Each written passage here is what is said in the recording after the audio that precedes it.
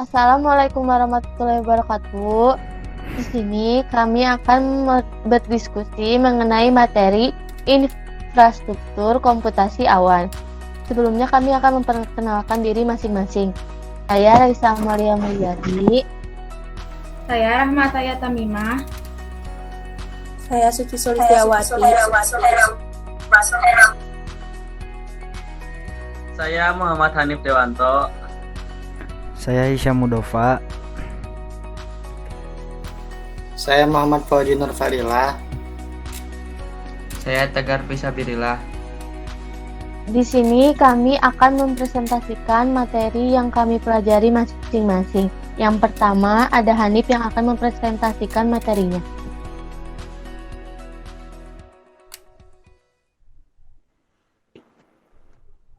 Lanjut. Komunikasi merupakan suatu proses interaksi di mana seorang komunikator bertugas menyampaikan atau mengirimkan pesan pada seorang komunikan. Tujuannya adalah untuk menstimulasi komunikator dan mendapatkan umpan balik dari komunikan. Lanjut. Dalam aturan komunikasi ada 7 hal yang perlu dibahas, yaitu aturan komunikasi.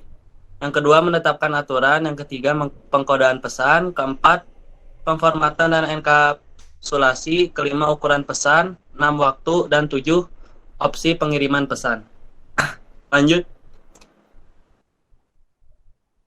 Yang pertama, aturan komunikasi. Komunikasi dimulai dengan pesan atau informasi yang harus dikirim dari sumber ke tujuan. Pengiriman pesan ini baik melalui komunikasi tatap muka atau melalui jaringan, diatur oleh aturan yang disebut protokol. Protokol ini khusus untuk jenis metode komunikasi yang terjadi dalam komunikasi pribadi kita sehari-hari. Aturan yang kita gunakan untuk berkomunikasi melalui satu media seperti panggilan telepon belum tentu sama dengan protokol untuk menggunakan media lain, seperti mengirim surat. Yang kedua, menerapkan aturan setelah ada metode komunikasi yang disepakati, tatap muka, telepon, surat, dan fotografi. Protokol yang diberlakukan harus menjelaskan persyaratan berikut. Yang pertama, pengirim dan penerima yang teridentifikasi. Yang kedua, bahasa umum dan tata bahasa. Yang ketiga, kecepatan dan waktu pengiriman. Yang keempat, persyaratan konfirmasi atau pengakuan. Yang ketiga, pengkodean pesan. Salah satu langkah pertama untuk mengirim pesan adalah pengkodeannya. Pengkodean adalah proses mengubah informasi menjadi bentuk lain yang dapat diterima untuk transmisi. Decoding membalikan proses ini untuk menafsir informasi. Next. Yang keempat, pemformatan dan enkapsulasi pesan. Dalam banyak budaya, surat pribadi berisi elemen-elemen berikut. Yang pertama, pengenal penerima. Yang kedua, salam. Yang ketiga, konten pesan. Keempat, frasa penutup. Dan kelima, pengenal pengirim. Proses menempatkan suatu format pesan dalam format pesan lain disebut enkapsulasi. Dekapsulasi terjadi ketika proses dibalik oleh penerima dan surat dihapus dari amplop. Yang kelima, ukuran pesan. Aturan komunikasi lainnya adalah ukuran. Ketika orang berkomunikasi satu sama lain, pesan yang mereka kirim biasanya dipecahkan menjadi bagian atau kalimat yang lebih kecil. Kalimat-kalimat ini terbatas dalam ukuran untuk apa yang orang penerima dapat memproses pada satu waktu. Aturan yang mengatur ukuran potongan atau bingkai yang dikomunikasikan di seluruh jaringan yang sangat ketat. Mereka juga bisa berbeda tergantung pada saluran yang digunakan. Frame yang terlalu panjang atau terlalu pendek tidak dikirim. Yang keenam, waktu pesan. Faktor lain yang mempengaruhi seberapa baik pesan diterima dan dipahami adalah waktu. Orang menggunakan waktu untuk menentukan kapan harus bicara, seberapa cepat atau lambat untuk berbicara, dan berapa lama menunggu proses. Ini adalah aturan keterlibatan. Dan yang ketujuh, opsi pengiriman pesan. Opsi pengiriman satu ke satu disebut unicast, yang berarti bahwa hanya ada satu tujuan untuk pesan tersebut. ketika host perlu mengirim pesan menggunakan opsi pengiriman satu ke banyak, itu disebut multicasting. Multicasting adalah pengiriman pesan yang sama ke sekelompok tujuan untuk multicasting adalah pengiriman pesan yang sama ke sekelompok. Ya, next. Protokol komunikasi. Protokol komunikasi merupakan komunikasi antar vendor jaringan berbeda. Komunikasi data pada jaringan komputer memerlukan standarisasi sehingga jaminan semua produk dari produser perangkat keras maupun perangkat lunak yang berbeda dapat saling berkomunikasi satu sama lain. Next. Protokol aturan yang mengatur komunikasi. Sekelompok protokol yang saling berkaitan yang diperlukan untuk melakukan fungsi komunikasi disebut suite protokol. Suite protokol diimplementasikan oleh host dan perangkat jaringan dalam perangkat lunak, perangkat keras atau keduanya.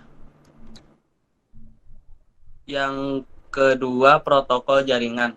Agar perangkat berhasil berkomunikasi, rangkaian protokol jaringan harus menjelaskan persyaratan dan interaksi yang tepat. Protokol jaringan mendefinisikan format umum dan seperangkat aturan untuk bertukar pesan antar perangkat. Beberapa protokol jaringan umum adalah IP, HTTP, dan DHCP.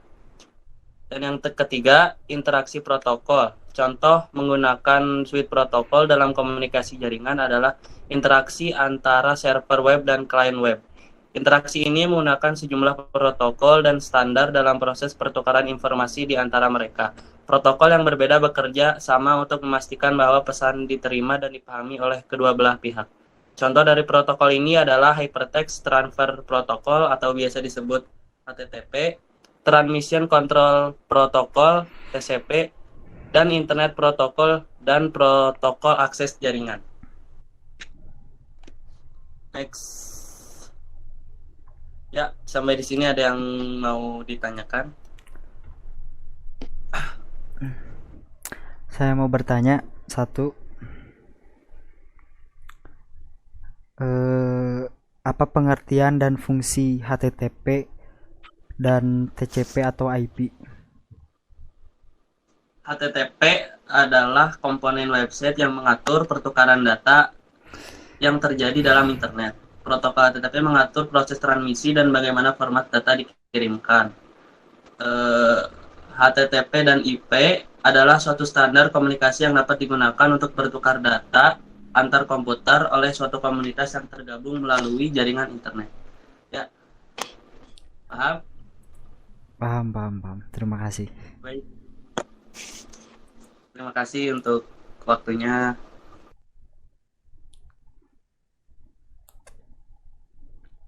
Selanjutnya akan ada Hisyam yang akan mempresentasikan materinya. Silakan Hisyam. Suite protokol. Yang pertama yaitu suite protokol dan standar industri. Protokol IP, HTTP, dan DHCP adalah bagian dari rangkaian protokol internet yang dikenal sebagai Transmission Control Protocol atau IP dalam kurung TCP atau IP. TCP atau IP protokol suite adalah standar dapat menerapkan protokol ini pada perangkat keras mereka atau dalam perangkat lunak mereka. Protokol berbasis standar adalah proses atau protokol yang telah didukung oleh industri, jaringan, dan diratifikasi atau disetujui oleh organisasi standar. Lalu yang kedua, penciptaan internet dan pengembangan TCP atau IP. IP suite adalah rangkaian protokol yang diperlukan untuk mentransmisikan dan menerima informasi menggunakan internet. Hal ini umumnya dikenal sebagai TCP atau IP karena dua protokol jaringan pertama didefinisikan untuk standar ini adalah TCP dan IP. TCP atau IP berbasis standar terbuka telah menggantikan suite protokol milik vendor lainnya seperti AppleTalk, Apple, dan Novel Internet Work, Packet Exchange atau Sequence Packet Exchange dalam kurung IPX atau SPX. Dan yang ketiga, TCP/IP protokol suite dan proses komunikasi.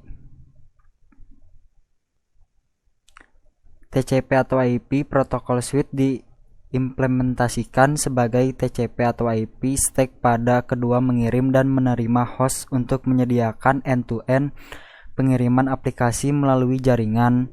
Protokol 802.3 atau Ethernet digunakan untuk mengirimkan paket IP melalui media fisik yang digunakan oleh LAN.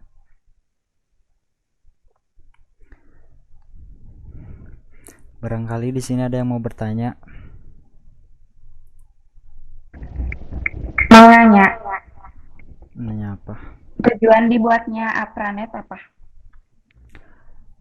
Tujuan dibuatnya Apranet yaitu untuk mengeksploitasi teknologi komputer baru untuk memenuhi kebutuhan komando militer dan kontrol terhadap ancaman nuklir, mencapai kontrol yang baik dari pasukan nuklir Amerika Serikat dan meningkatkan pengambilan keputusan taktis dan manajemen militer.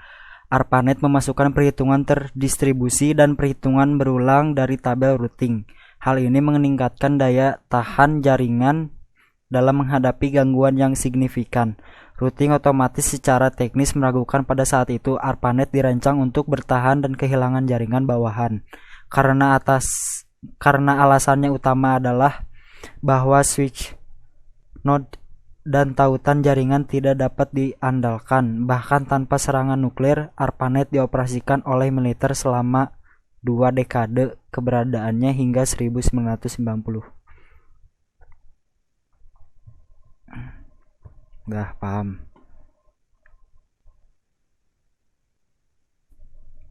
Sekian, terima kasih. Selanjutnya ada Suci yang akan mempresentasikan tentang materinya. Silakan Suci. Organisasi standar. Standar terbuka. Organisasi standar penting dalam memelihara internet terbuka dengan spesifikasi dan protokol yang dapat diakses secara bebas yang dapat diterapkan oleh vendor manapun. Sebuah organisasi standar dapat menyusun seperangkat aturan sepenuhnya sendiri atau dalam kasus lain dapat memilih protokol berpemilik sebagai dasar untuk standar. Organisasi standar biasanya merupakan organisasi nirlaba yang netral terhadap vendor yang didirikan untuk mengembangkan dan mempromosikan konsep standar terbuka. Organisasi standar meliputi Masyarakat Internet (ISOC), Dewan Arsitektur Internet (IAB), Satuan Tugas Rekayasa Internet (IETF), Institut Insinyur Listrik dan Elektronik (IEEE), Organisasi Internasional untuk Standarisasi ISO. 1. ISOC, IAB, dan IETF. Internet Society bertanggung jawab untuk mempromosikan pengembangan terbuka, evaluasi, dan penggunaan internet di seluruh dunia. Internet Architecture Board bertanggung jawab atas keseluruhan manajemen dan pengembangan standar internet. IETF adalah pengembangan, memperbarui, dan memelihara teknologi internet dan TCP/IP atau IP. Code of Electronic and Electrical and Electronic Engineers adalah organisasi profesional bagi mereka yang berada di bidang teknik, teknologi, dan menciptakan standar. Yang ketiga, ISO, Organisasi Internasional untuk Standarisasi, adalah pengembangan standar internasional terbesar di dunia untuk berbagai macam produk dan layanan. Dalam jaringan, ISO terkenal dengan model referensi Open System Interconnection. Ini dikenal sebagai rangkaian OSI. Organisasi lainnya. EIA Electronic Industry Alliance. Sebelumnya dikenal sebagai Electronic Industry Association, adalah standar internasional dan organisasi perdagangan untuk organisasi elektronik. Yang kedua, TIA, Asosiasi Industri Telekomunikasi, bertanggung jawab untuk mengembangkan standar komunikasi di berbagai bidang termasuk peralatan radio, menara seluler, perangkat voice over IP, komunikasi satelit, dan banyak lagi.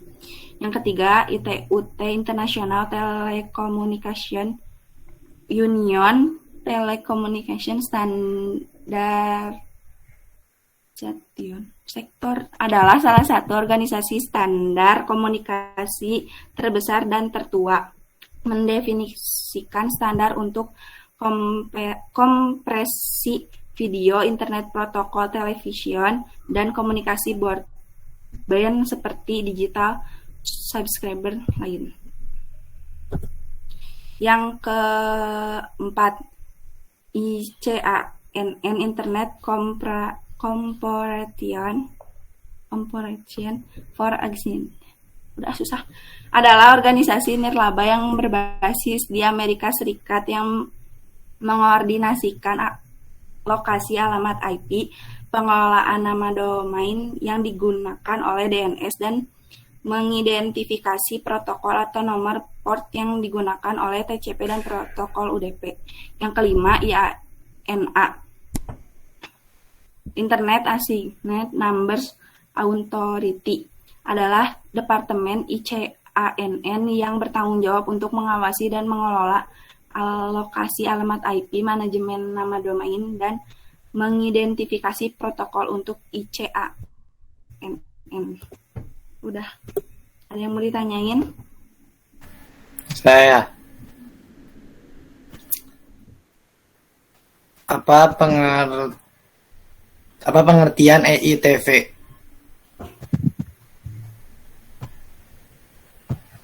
Pengertian IETV adalah badan standar yang membuat dan mengelola standar TCP atau IP. IETF adalah komunitas besar desainer, operator, vendor, dan peneliti jaringan internasional terbuka yang menaruh perhatian terhadap evolusi arsitektur internet dan operasi internet. Udah itu.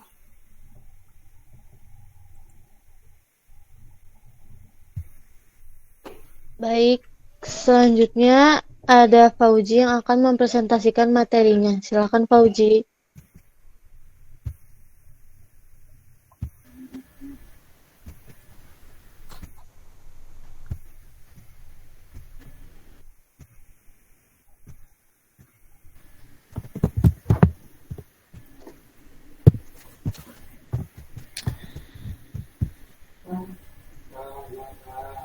Referensi model. 1. Manfaat menggunakan model berlapis. Ada manfaat menggunakan model berlapis untuk menggambarkan protokol dan operasi jaringan. Menggunakan model berlapis membantu dalam desain protokol, karena protokol yang beroperasi pada lapisan tertentu telah mendefinisikan informasi yang mereka tindak dan antarmuka yang ditentukan ke lapisan di atas dan di bawah. Menumbuhkan persaingan karena produk dari vendor yang berbeda dapat bekerja sama, mencegah perubahan teknologi atau kemampuan dalam satu lapisan agar tidak mempengaruhi lapisan lain di atas dan di bawahnya, menyediakan bahasa umum untuk menggambarkan fungsi dan kemampuan jaringan. Lanjut. Ada dua tipe dasar model jaringan. 1. Model protokol. Model ini sangat cocok untuk struktur suite protokol tertentu. Kumpulan protokol terkait hierarkis dan suite biasanya mewakili semua fungsi yang diperlukan untuk menghubungkan jaringan manusia dengan jaringan data. Model TCP/IP adalah model protokol karena menggambarkan fungsi yang terjadi pada setiap lapisan protokol dalam suite TCP atau IP. 2. Model referensi.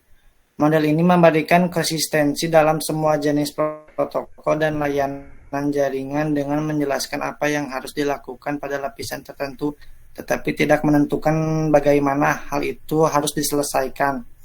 Model referensi tidak dimaksudkan untuk menjadi spesifikasi implementasi atau untuk memberi tingkat detail yang cukup untuk mendefinisikan secara tepat layanan arsitektur jaringan. Tujuan utama dari model referensi adalah untuk membantu pemahaman yang lebih jelas tentang fungsi dan proses yang terlibat. Model OSI adalah model referensi interlock yang paling banyak dikenal. Ini digunakan untuk desain jaringan data, spesifikasi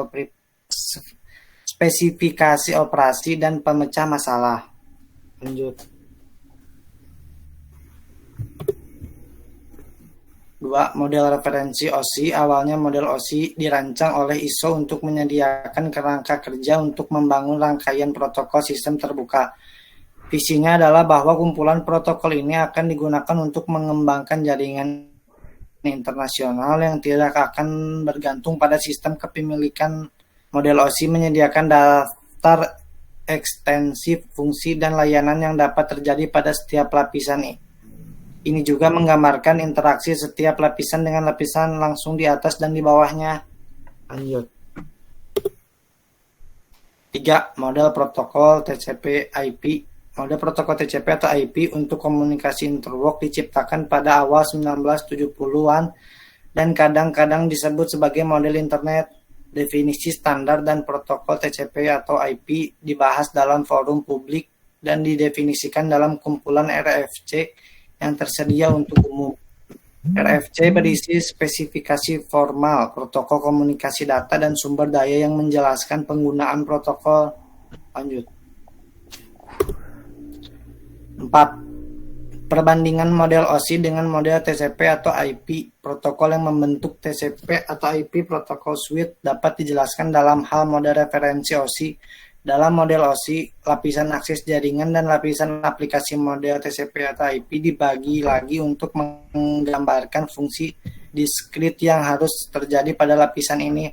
Pada lapisan akses jaringan, rangkaian protokol TCP atau IP tidak menentukan protokol mana yang akan digunakan saat mentransmisikan melalui media fisik. Itu hanya menggambarkan handoff dari lapisan internet ke protokol jaringan fisik. OSI Layer 1 dan 2 membahas prosedur yang diperlukan untuk mengakses media dan sarana fisik untuk mengirim data melalui jaringan. Sudah. Ada yang mau bertanya?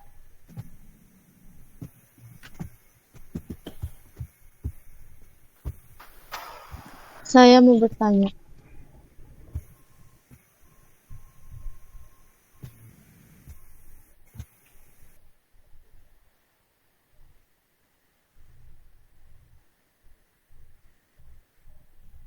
Sebutkan tipe dasar model jaringan.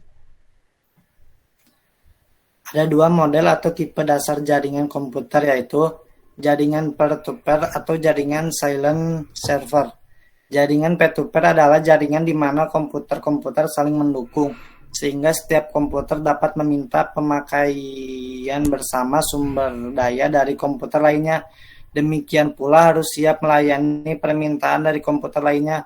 Model jaringan ini biasanya hanya diterapkan pada jumlah komputer yang tidak terlalu banyak, maksimum 25, karena komunikasi akan menjadi rumit dan macet bila mana komputer terlalu banyak. Sudah.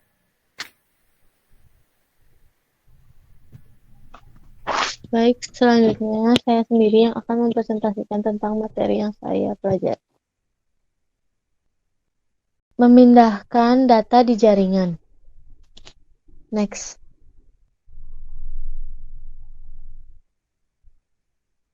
Komunikasikan data. Secara teori, komunikasi tunggal seperti video, musik, atau pesan email dapat dikirim melalui jaringan dari sumber ke tujuan sebagai satu aliran bit yang besar dan tidak terputus jika pesan benar-benar dikirim dengan cara ini. Itu berarti tidak ada perangkat lain yang dapat mengirim atau menerima pesan di jaringan yang sama saat transfer data ini sedang berlangsung. Next. 2. Unit data protokol dalam kurung PDU. Berikut yang diambil sepotong data pada setiap lapisan disebut dengan unit data protokol dalam kurung PDU. Selama enkapsulasi, setiap lapisan berikutnya mengenkapsulasi PDU yang diterimanya dari lapisan di atas, sesuai dengan protokol yang digunakan. Pada setiap tahap proses, PDU memiliki nama yang berbeda untuk mencerminkannya. Next. Enkapsulasi. Enkapsulasi data adalah proses yang menambahkan informasi header protokol tambahan ke data sebelum transmisi. Protokol lapisan aplikasi HTTP memulai proses dengan mengirimkan data halaman web berformat HTML ke lapisan transport. Di sana, data aplikasi dipecah menjadi segmen TCP. Setiap segmen TCP diberikan label yang disebut header yang berisi informasi tentang proses mana yang berjalan pada komputer tujuan yang harus menerima pesan. Next.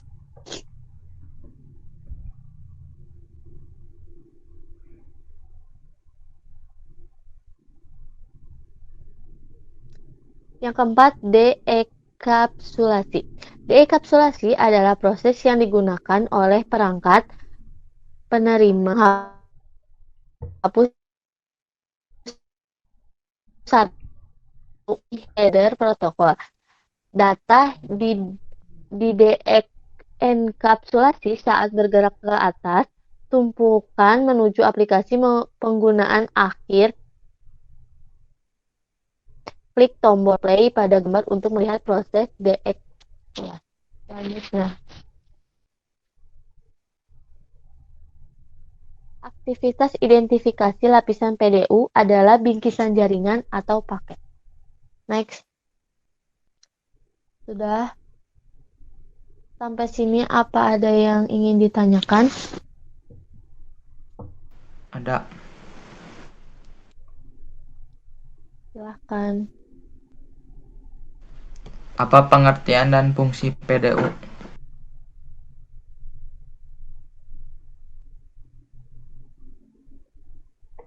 Apa-apa? Bisa diulang? Apa pengertian dan fungsi PDU? Setiap layer atau lapisan yang berjalan pada layered model dalam kurung model referensi OSI dan TCP atau IP.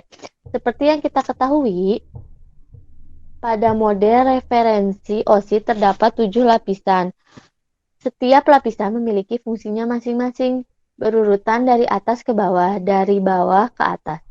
Setiap lapisan memiliki format khusus yang mengimplementasikan fitur dan fungsi pada protokol tersebut. Sudah.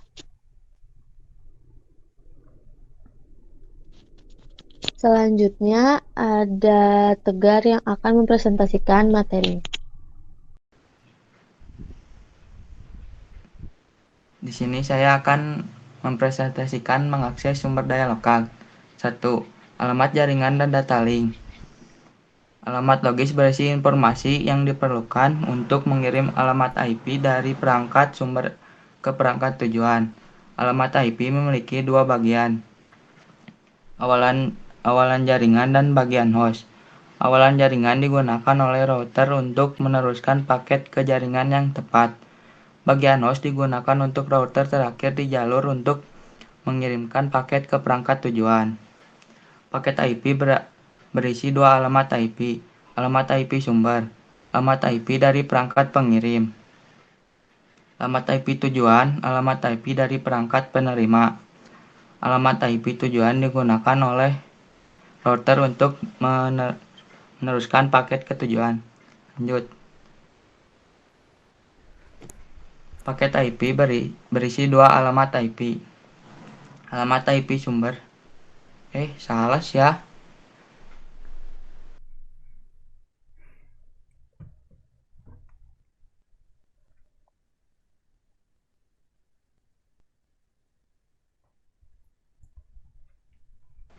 Alamat IP tujuan, alamat IP dari perangkat penerima. Digunakan oleh router untuk meneruskan paket ke tujuan. Alamat data link. Link data, alamat fiksi memiliki peran yang berbeda. Tujuan dari alamat data link adalah untuk memberikan frame data link dari satu antarmuka jaringan ke antarmuka jaringan lain pada jaringan yang sama. Paket IP dikemas ke dalam bingkai data link untuk dikirim ke jaringan tujuan. Alamat tautan data sumber dari tujuan ditambahkan. Alamat tautan data dari sumber. Alamat fiksi perangkat yang mengirim paket. Awalnya ini adalah NIC yang merupakan paket IP. Alamat tautan data tujuan. Alamat fiksi antarmuka jaringan router hop berikutnya atau antarmuka jaringan ke tujuan. 2. Berkomunikasi dengan perangkat di jaringan yang sama. Alamat jaringan. Alamat lapisan atau IP menunjukkan alamat jaringan dan host sumber tujuan. Bagian jaringan alamat yang akan sama, hanya bagian host perangkat dari alamat yang berbeda. Alamat IP perangkat pengirim PC1 komputer.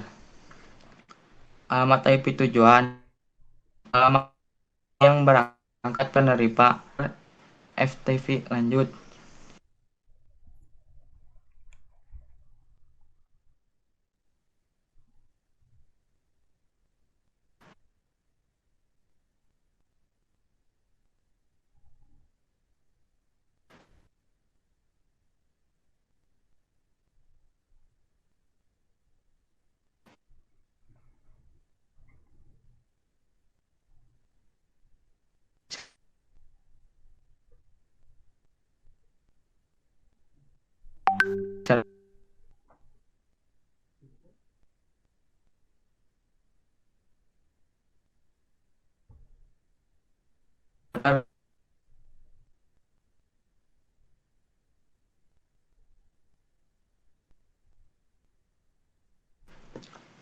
Ketika pengirim dan penerima paket IP berada di jaringan yang sama, bingkai tautan data dikirim langsung ke perangkat penerima pada Ethernet.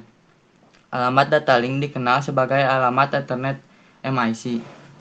Ethernet IC, alamat MIC juga dikenal sebagai alamat fisik atau alamat yang terbakar. Alamat MIC sumber ini adalah alamat tautan data atau alamat MIC Ethernet dari perangkat yang mengirimkan paket IP PC1. Alamat MIC dari Ethernet NIC dari PC1 adalah AAA/AAA/AAA.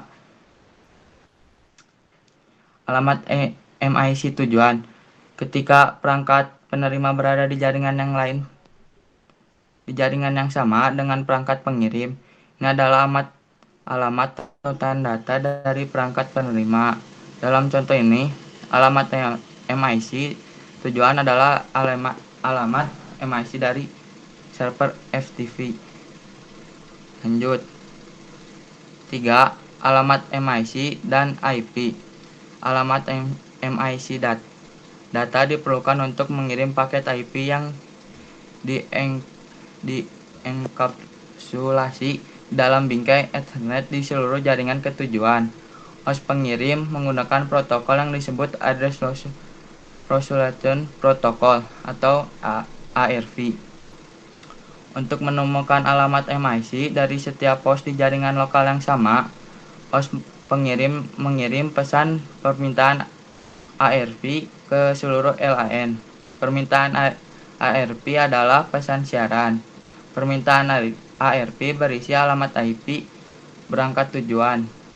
Setiap perangkat pada LAN memeriksa permintaan ARP untuk melihat apakah berisi alamat IP sendiri. Hanya perangkat dengan alamat IP yang terdapat dalam permintaan ARP yang merespon dengan balasan ARP. Balasan ARP menyertakan alamat yang terkait dengan alamat IP dalam permintaan ARP. Ada yang ditanyakan? Saya mau bertanya, sebutkan kelebihan dan kekurangan MIC address. Apa? Sebutkan kelebihan dan kekurangan MIC address.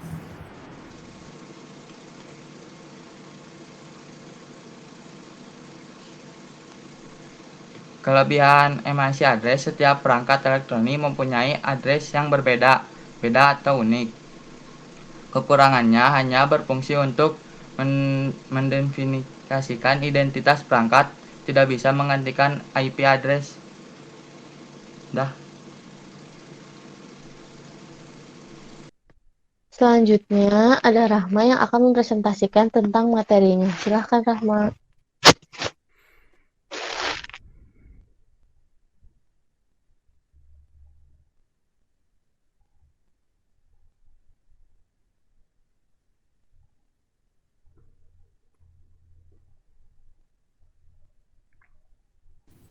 Selanjutnya tentang mengakses sumber data jarak jauh.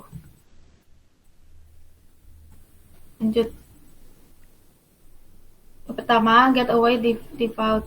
Metode yang digunakan host untuk mengirim pesan ke tujuan di jaringan jarak jauh berbeda dengan cara host mengirim pesan ke tujuan di jaringan lokal yang sama. Alamat gateway default harus dikonfigurasi pada setiap host di jaringan lokal. Jika tidak ada alamat gateway default yang dikonfigurasi dalam pengaturan TCP atau IP host, atau jika gateway default yang salah, pesan yang ditujukan ke host di jaringan jarak jauh tidak dapat dikirimkan. Lanjut. Yang kedua, berkomunikasi dengan perangkat di jaringan jarak jauh. Yang pertama, ada jaringan. Alamat IP menunjukkan alamat jaringan dan perangkat dari sumber dan tujuan. Ketika pengirim paket berada di jaringan yang berbeda dari penerima, alamat IP sumber dan tujuan akan mewakili host di jaringan yang berbeda. Alamat IP sumber sampai alamat IP perangkat pengirim komputer client PC1 19.168.1.1110. Alamat IP sampai alamat IP perangkat penerima server web 172.16.1.99. Dan yang kedua, alamat tautan. Data ketika pengirim dan penerima paket IP berbeda. Frame data link Ethernet tidak dapat dikirim langsung ke tujuan karena host tidak dapat dijangkau secara langsung di jaringan pengirim. Alamat MIC sumber sampai alamat MIC Ethernet dari perangkat pengirim PC1. Alamat MIC antarmuka Ethernet PC1 adalah AA, strip AA, strip AA, strip AA, strip AA, strip AA. Ada yang mau ditanyakan? Saya mau bertanya, kalau fungsi dari default gateway itu apa ya? Terima kasih. Fungsi dari default gateway adalah menghubungkan dua jenis jaringan komputer yang mempunyai arsitektur yang berbeda. Pada jaringan komputer gateway aplikasikan pada local area network dan wide area network. Ya, terima kasih. Ya. Paham. Kurang lebih segitu saja diskusi yang bisa kami sampaikan. Mohon maaf bila ada kesalahan. Wabillahi taufiq wal hidayah. Wassalamualaikum warahmatullahi wabarakatuh. Waalaikumsalam.